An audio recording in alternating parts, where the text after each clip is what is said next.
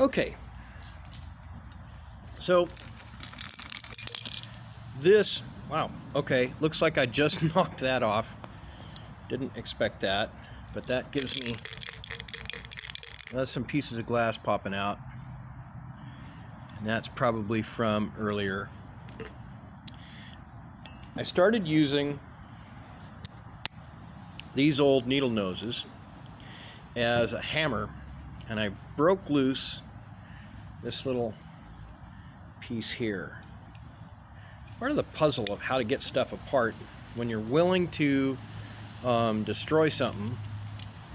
Now I couldn't really get that Allen to come loose. Okay.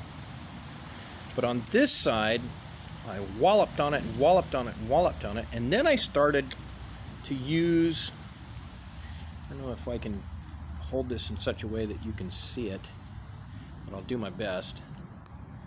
Okay, you can, oh boy, it's really hard.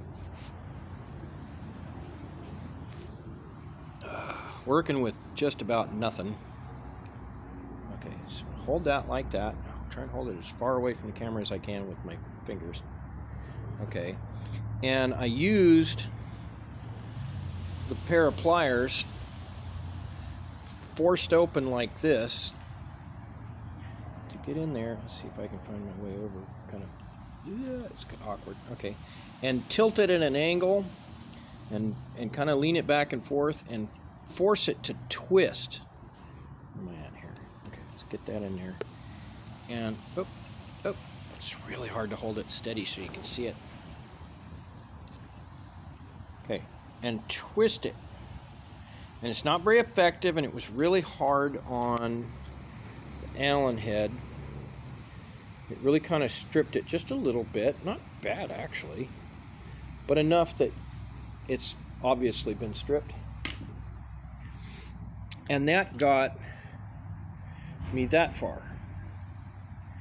And now what I have is there's some gummy, rubbery stuff inside there that you can't see, and I'll show it to you here in a second. Try and set this down so you can try and watch that. And I don't know if you can see it very well, but I'll do my best. You get it in there and use it like a flathead screwdriver and twist it. Okay, now we're going to take this and get that in there nice and tight. See that? That's that sealant. And I gotta say, you know, these auto manufacturers, they really made this thing tough to take apart. But it teaches me a lot about how this particular, you know, the methods that they're using to make these. Okay, so we're going to continue with that for another couple minutes on camera, and if I don't get it, I'll pause it and film another segment in a little while. I want to try and get that up like that, and then we're going to take this knife with the broken tip, and I'm kicking myself. That's totally my fault. And I did it right after saying I didn't want to do it. Okay, take this, twist it around this side, and I want to get right in that little gap in there. If I can get in there.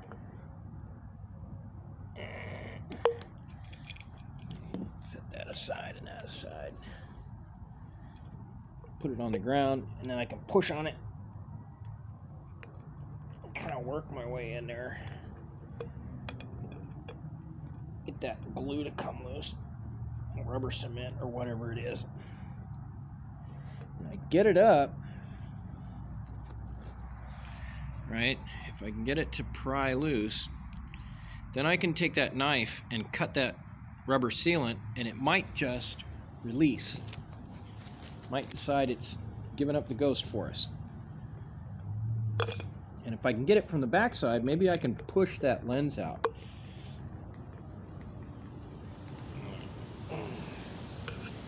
And even though I've broken that lens a little bit, it still might be fun to use for the project intended, but more than that, I can learn something and improve, and the next time I find one of these, I'll know more about how to get it apart without damaging the lens, and maybe next time I won't, and I'll be able to use that lens in a really nice pristine quality.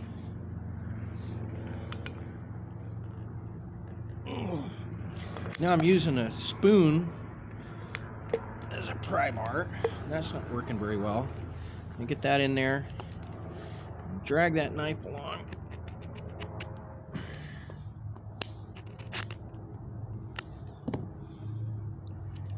Okay, let's see if we can see that. Whoop. There we go. See that little score mark in there? Let's see if I can hold that a little better. Boop. Yep.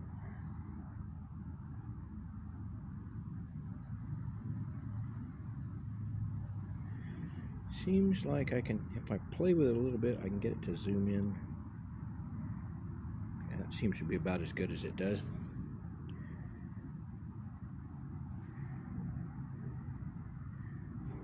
Yeah, I'm not convinced that I cut that rubber grommet very well, but we're going to try that again.